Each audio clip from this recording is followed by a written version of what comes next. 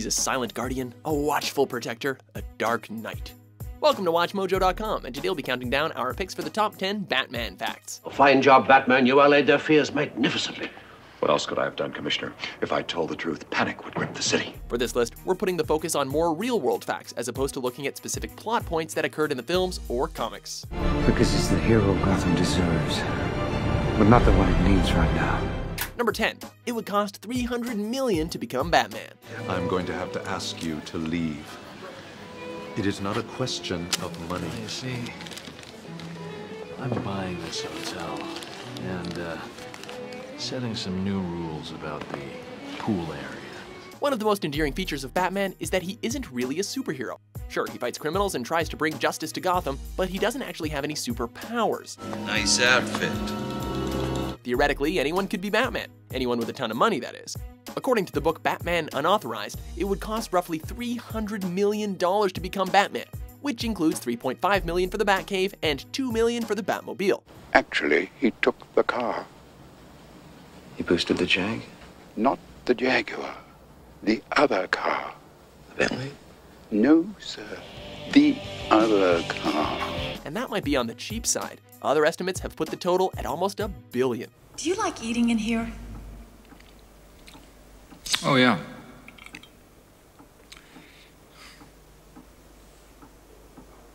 You wanna know the truth? I don't think I've ever been in this room before. Number 9. Andy Warhol directed the first ever Batman film. Wait, the guy who made a 45-minute film about a man eating a mushroom directed the first ever Batman movie? As ridiculous as it sounds, it's actually true. Warhol created the film without permission of DC Comics and called it Batman Dracula. Join me, Batman. Join my legion of the undead. And most of the content has been lost. If you want to see several scenes from the flick, however, check out the 2006 documentary, Jack Smith and the Destruction of Atlantis. Number 8. The designs for the cape were based on Da Vinci sketches. From one iconic artist to another, who would have guessed that Batman's cape was actually based on several sketches by Renaissance artist Leonardo da Vinci?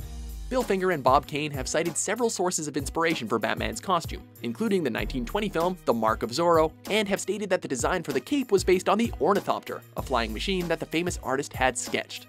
It's hard to top Da Vinci's legacy: the Mona Lisa, The Last Supper, and now the Dark Knight's cape. I won't kill you.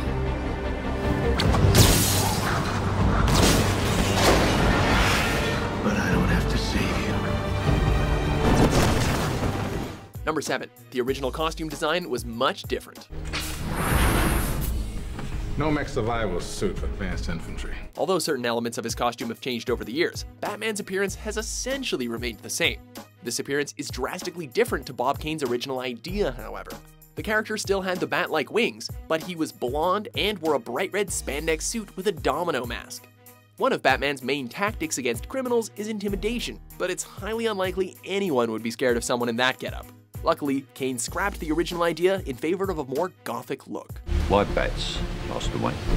That's frightened me. This time my enemies shared my dread.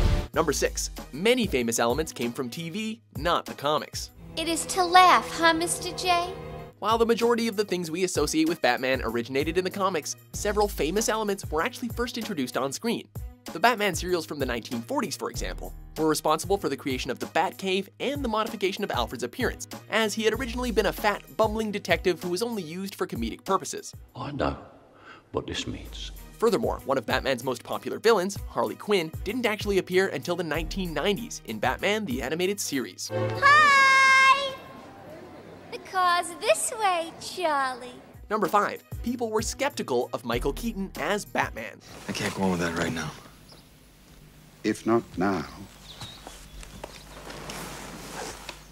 when? They say that hindsight is 20/20. Batman fans should be able to relate to this, seeing as that many argue that Michael Keaton is still the best Batman of all time.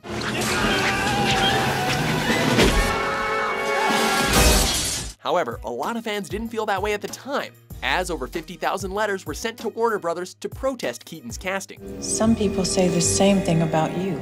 Bob Kane, creator of Batman, also disliked the casting. Luckily, Burton stuck to his guns and gave Keaton the chance to prove that he could inhabit the character's dark side, a test he passed with flying colors, or flying lack of colors, I don't know. Excuse me. Have you ever danced with the devil in the pale moonlight?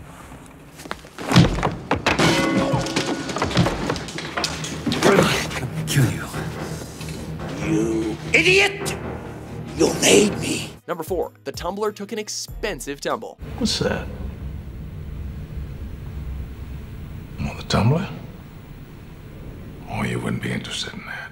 The Tumbler, which would serve as the Batmobile in the Christopher Nolan film trilogy, showed that it could take quite a beating over the course of the films. It jumps from roof to roof and even blocks a bazooka blast from the Joker.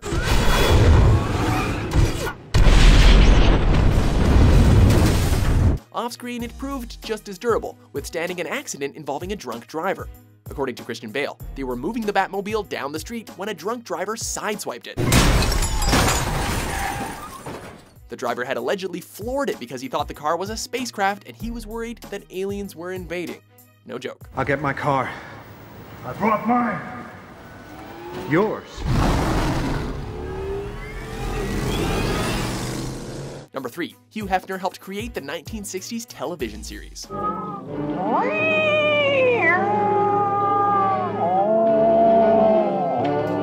As ridiculous as it seems now, the 1960s Batman series helped the character become extremely popular.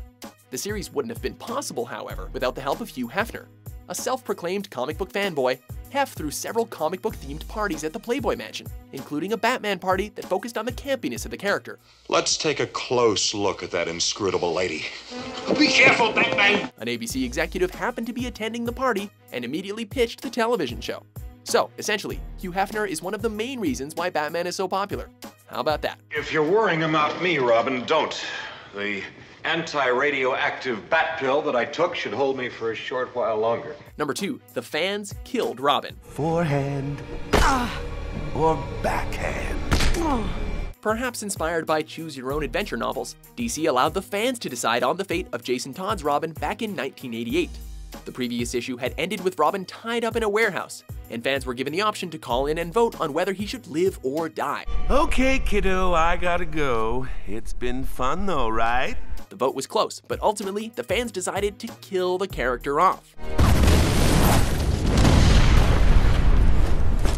They may have not been prepared for his violent end at the hands of the Joker, however, or his reappearance as the vicious Red Hood.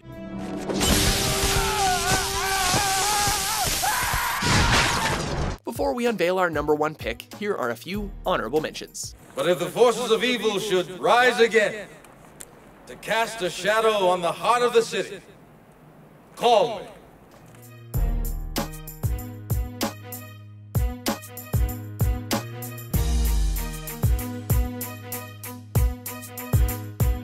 Number 1, Kevin Conroy is the longest-running Batman. I have righteous work to do.